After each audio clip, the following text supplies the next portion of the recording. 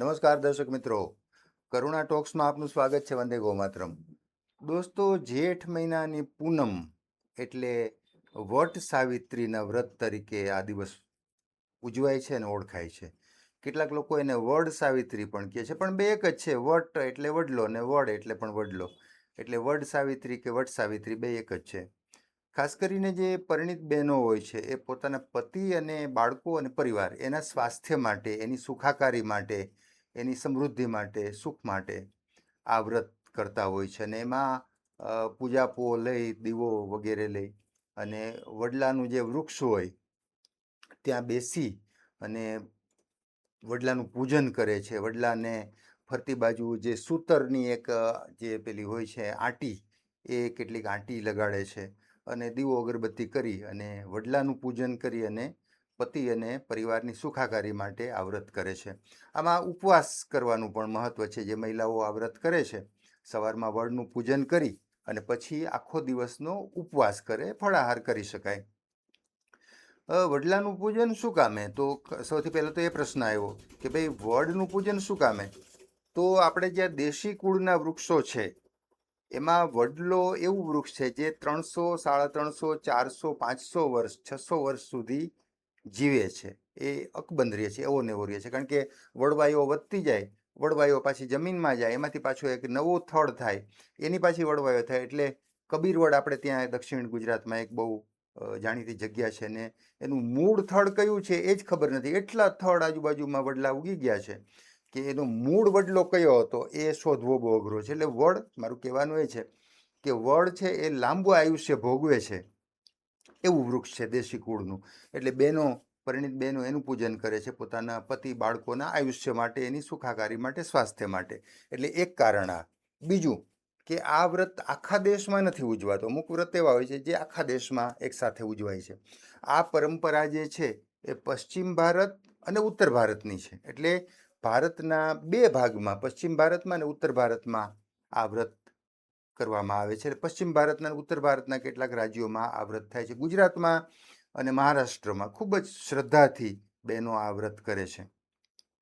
આ વ્રતની કથા છે એ જોડાયેલી છે મહાભારત કાળની એક કથા સાથે કે ભાઈ વડલાનું પૂજન શું કામે? વડ સાવિત્રી એવું નામ કેમ આપ્યું? સાવિત્રીનું નામ કેમ જોડ્યું વડલાના પૂજન સાથે? તો આપણે ત્યાં મહાભારત કાળમાં એક બહુ જાણીતી કથા સત્યવાન સાવિત્રીની, એના પરથી ફિલ્મો પણ આવી ગઈ છે. પણ મૂળભૂત આપણી જે એક કથા છે, પરંપરાગત કથા સત્યવાન સાવિત્રીની, એની સાથે આ વ્રત જોડ્યું છે. એટલે એને સાવિત્રી જેવું નામ આપ્યું છે, વડ સાવિત્રી. એમાં જે કથા તો બહુ મોટી છે. સત્યવાન નામના એક યુવકને સાવિત્રી નામની એક કન્યા પસંદ કરે છે અને એને વરવા માટે પ્રયાસ કરે છે કે ભાઈ હું સત્યવાનની સાથે લગ્ન કરીશ. પણ એને એવું કહેવામાં આવે છે ત્રિકાળ જ્ઞાનીઓ દ્વારા કે ભાઈ સત્યવાન સાથે તું લગ્ન કરવાનું કહે છે એનો તો કંઈ વાંધો નથી, પણ પરિસ્થિતિ એ છે કે સત્યવાનનું આયુષ્ય બહુ ઓછું છે. એનું આયુષ્ય બસ પૂરું થવામાં છે. હવે તું એની સાથે લગ્ન કરીશ, તમારો સંસાર શરૂ થશે તો થોડોક ટાઈમ એનું આયુષ્ય પૂરું થઈ જવાનું છે. પછી શું? તું બહુ નાની ઉંમરે વિધવા થઈ જઈશ. સત્યવાનનું આયુષ્ય હવે બહુ લાંબુ નથી, યુવાવસ્થામાં જ એનું આયુષ્ય પૂરું થઈ જવાનું છે. તો સાવિત્રીએ કીધું કે ના, એ હું કરી લઈશ, મને એનો વાંધો નથી, એનો રસ્તો નીકળી જશે. એને પોતાની જાત ઉપર શ્રદ્ધા હતી, પોતાના વ્રત ઉપર શ્રદ્ધા હતી, પોતાની આધ્યાત્મિકતા ઉપર શ્રદ્ધા હતી. એટલે એને કીધું કે એનો વાંધો નથી, મને એ થઈ જશે, પણ હું લગ્ન કરીશ તો એની સાથે કરીશ. એટલે સત્યવાન સાથે લગ્ન કરે છે. અને પછી એક દિવસ, ઘટના બહુ જાણીતી છે, કથા બહુ જાણીતી છે, એટલે આખી કથા તો હું નહીં કહું, પણ પછી દરરોજ સત્યવાન જાય છે લાકડા કાપવા માટે, જંગલમાં રહે છે. એક દિવસ સાવિત્રીને ખબર પડી ગઈ છે કે આના જીવનનો, સત્યવાનના જીવનનો આજે છેલ્લો દિવસ છે, એનું આયુષ્ય આજે પૂરું થાય છે. એટલે પોતા એની સાથે જાય છે જીદ કરીને. પણ એનો ગરબો બહુ મોટો છે સત્યવાન સાવિત્રીનો. આપણે ત્યાં બહુ વર્ષોથી એ ગવાય છે, બહુ મોટો ગરબો એનો ગવાય છે સત્યવાન સાવિત્રીનો. તો સાવિત્રીની સાથે જીદ કરીને પણ લાકડા કાપવા સત્યવાન જાય છે, એની સાથે જાય છે. અને ત્યાં એને સર્પદંશ થાય છે અને સત્યવાનનું મૃત્યુ થાય છે. પછી યમરાજા લેવા આવે છે અને સાવિત્રી એને યમરાજાની સાથે સાથે જાય છે અને સત્યવાનનો જીવ પાછો લઈને આવે છે, એના પતિનો જીવ પાછો લઈને આવે છે. અને બીજા પણ કેટલા બધા વરદાન એ ભગવાન પાસે માગી લે છે. એને સસરાનું જે રાજપાટ ગયું હોય એ માગી લે છે, પાછું સસરાની આંખો ગઈ હોય છે એ બધી માગી લે છે. એટલે ઘણા બધા પોતાના માતા પિતા માટે અને સાસુ સસરા માટે પણ ઘણા બધા વરદાન માગી અને સાવિત્રી પોતાના પતિને પાછો હેમખેમ કરી દે છે, એનું આયુષ્ય પાછું લંબાવી દે છે. તો આ ઘટના એક સતીનું તપ કેટલું બળવાન હોય છે એના ઉપરથી આપણે ત્યાં આ વાત બહુ જાણીતી છે, આપણી એક કથા છે. તો એના નામ સાથે સાવિત્રી સાથે જોડીને આ વ્રતને વટ સાવિત્રી કે વડ સાવિત્રી એવું નામ આપ્યું છે. તો એ કથાની સાથે જોડાયેલી છે. અચ્છા, આ તો પૌરાણિક કથા સાથેનું એક અનુસંધાન છે એટલે મેં આ વાત કરી. આ દિવસે પૂજનનું મહત્વ તો છે જ. મેં પહેલાં કીધું એમ વડલો બહુ આયુષ્ય ભોગવે એવું વૃક્ષ છે, એટલે એની સાથે આ પતિના આયુષ્ય, બાળકોના આયુષ્ય, સ્વાસ્થ્ય સાથે જોડ્યું છે, સુખાકારી સાથે જોડ્યું છે. પૂજન અર્ચન પછી બેન જેણે વ્રત કર્યું છે, જે મહિલાએ, એ આખો દિવસનો ઉપવાસ કરે છે. હવે જુઓ, ઉપવાસનું આપણે ત્યાં બહુ મહત્વ છે. ઉપવાસ આયુર્વેદમાં શ્રેષ્ઠ ઔષધ કીધું છે. ઉપવાસને કેટલા બધા રોગોમાં તમે ઉપવાસ કરો તો તમારું સ્વાસ્થ્ય કોઈ પણ પ્રકારનું ઔષધિ લીધા વગર પણ સારું થઈ જાય છે. જેમ કે તાવ આવ્યો હોય ત્યારે ઉપવાસની ભલામણ કરે છે, પેટ બગડ્યું હોય ત્યારે ઉપવાસની ભલામણ કરે છે, ડાયેરિયા વગેરે થઈ ગયું હોય, મરડો વગેરે થઈ ગયું હોય તો એમાં પણ ઉપવાસનું એક ખાસ મૂલ્ય છે. બીજા પણ કેટલાક રોગોમાં ઉપવાસનું મૂલ્ય છે. અને આપણી તો પરંપરા છે કે આપણે અઠવાડિયામાં એક દિવસ ઉપવાસ અથવા એકટાણું, જેવી જેની અનુકૂળતા એ પ્રમાણે કરતા હતા. પણ હવે બધું ભૂલી ગયા છીએ ને રાત્રે 2 વાગે ખાવા માંડ્યા છીએ ફિંગર ચિપ્સ અને પીઝા અને મેગી ને પાસ્તા, અને સવારમાં 7 વાગ્યામાં ઉઠીને બ્રેડ ખાવા માંડ્યા છીએ. હવે બધું આપણે બદલી નાખ્યું છે. પણ મૂળ પરંપરા આપણી જે છે એ ઉપવાસની, એકટાણાની, અઠવાડિયામાં કમસે કમ એક દિવસની પરંપરા છે.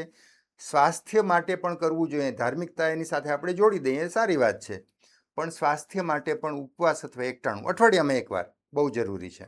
ન કરી શકાય તો 15 દિવસે એકવાર.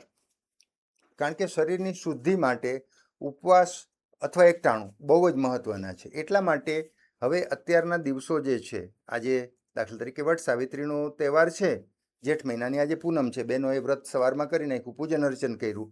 અસંખ્ય બહેનો આજે એનો ઉપવાસ કરશે, એટલે કાંઈ જમશે નહીં, અથવા તો બહુ જ હળવું ફળાહાર જેવું, કે દૂધ લેશે કે ફ્રૂટ લેશે કે બહુ ફળાહાર જેવું કરશે, હળવું. તો અત્યારની જે ઋતુ છે વરસાદી ઋતુ છે. આ વખતે તો પુરુષોત્તમ મહિનો હતો, અધિક મહિનો હતો, એટલે મોડું આ વ્રત આવ્યું છે. નહીંતર આના 1 મહિના પહેલા વ્રત આવી ગયું હોય તો ગરમી ભારે હોય, વરસાદ આવી ગયો હોય અથવા આવવામાં હોય, જેમ કે આ વખતે હજી આવવામાં છે. તો આ ઋતુ છે માંદા પડવાની ઋતુ. વરસાદ પડી ગયો હોય તો થોડી ગંદકી, મચ્છર વગેરે થયું હોય, પાણી બદલાણું હોય, એટલે પેટની સમસ્યા થઈ હોય, તાવ વગેરે, શરદી, ઉધરસ, આ બધો વાયરો અત્યારે હોય આ ઋતુમાં. તો આવા દિવસોમાં ઉપવાસનું બહુ મહત્વ છે. તમને તાવ આવ્યો હોય, તમને પેટ બગડ્યું હોય, પાણી બદલાણું હોય, નવું પાણી આવ્યું, તો પેટની સમસ્યા, તાવની સમસ્યા, શરદી ઉધરસની સમસ્યા, તો એ વખતે ઉપવાસ કરવાનું, એકટાણું કરવાનું મહત્વ બહુ છે. તો આપણા જે બાપદાદાઓ હતા અથવા આપણા જે ઋષિમુનિઓ હતા, બહુ બુદ્ધિશાળી અને હોશિયાર હતા. આવા બધા વ્રતો એવી જગ્યાએ ગોઠવી દીધા કે જેમાં તમને ઉપવાસ, આધ્યાત્મિક દ્રષ્ટિથી ઉપવાસ કરો પણ થાય તમારા શરીરને ફાયદો, આયુર્વેદિક દ્રષ્ટિથી તમને ફાયદો મળે. તો બહેનો માટે, અને બહેનોનું ખાસ એવું હોય છે કે ગૃહિણીઓ હોય તો પોતાના માટે કાંઈ વિશેષ રસોઈ ના બનાવે. આખા ઘર માટે જે રસોઈ બની હોય પછી પુરુષો પહેલાં જમી લે. આપણી પરંપરા છે પુરુષો પહેલાં જમે, બહેનો પછી જમે. તો પુરુષોનું જે વૈધું ઘટ્યું છે, માનો કે શાક ખૂટી ગયું, પુરુષો ખૂટાડી ગયા, તો પછી બહેનો નવું શાક નહીં બનાવે.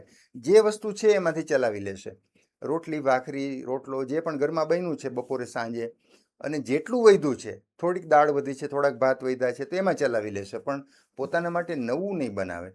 તો એને કારણે પણ થોડું એનું સ્વાસ્થ્ય સારું રહે, એ બહુ ચિંતાનો વિષય હોય છે. ગૃહિણી આખા પરિવારની ચિંતા કરવા જાય પણ પોતાની ચિંતા ના કરે, એવું અત્યાર સુધી બનતું આવ્યું છે, હજી પણ ક્યાંક બને છે. તો આવા સંજોગોમાં એનું સ્વાસ્થ્ય જળવાઈ રહે છે. ગૃહિણી છે ઘરનો મુખ્ય આધાર છે, એ ધરી છે, એની આજુબાજુ આખું ઘર છે.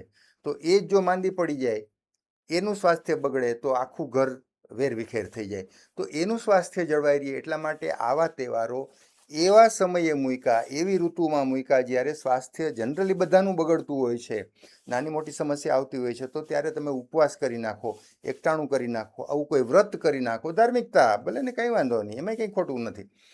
વડ સાવિત્રીના નામે, ભીમ અગિયારસના નામે, અષાઢી બીજના નામે, શ્રાવણ મહિનાના સોમવારના નામે, જયા પાર્વતીના નામે, તો આવા કંઈ વ્રત તમે કરી નાખો. પુરુષોએ કરવા જોઈએ. શનિવાર રહ્યો, સોમવાર રહ્યો, મંગળવાર રહ્યો, રવિવાર રહ્યો, ગુરુવાર રહ્યો, કાંઈ નહીં તો એમ જ ઉપવાસ કરી નાખો, એકટાણું કરી નાખો. ભલે કંઈ વાર નથી રહ્યા પણ ઉપવાસ એકટાણું કરી નાખો. સ્વાસ્થ્ય માટે બહુ સારું છે. એટલે બહેનો માટે અત્યારે આ વ્રત કરવું ધાર્મિકતાની દ્રષ્ટિથી તો સારું હશે જ, છે જ, પણ આયુર્વેદની દ્રષ્ટિથી પોતાના સ્વાસ્થ્ય માટે પણ સારું છે. તો બસ આજે આ વટ સાવિત્રીનું વ્રત છે, બધા જે પરિણીત બહેનો છે આ વ્રત રહ્યા હોય છે એમને ખૂબ ખૂબ શુભકામના. અને એમને જે પૂજા અર્ચના જે પણ કંઈ કર્યું છે ધાર્મિક વિધિ, એ બસ એમને ફળ મળે. અને ઉપવાસ એકટાણું જે પણ કંઈ કરે એમની અનુકૂળતા પ્રમાણે, તો એનું શરીરને પણ ફળ મળે, એનો ફાયદો થાય, એવી શુભકામના સાથે આજની વાત પૂરી કરીએ છીએ. ફરી પાછા કોઈ નવી વાત સાથે, નવા વિષય સાથે મુલાકાત કરશું. ત્યાં સુધી રજા આપશો. નમસ્કાર.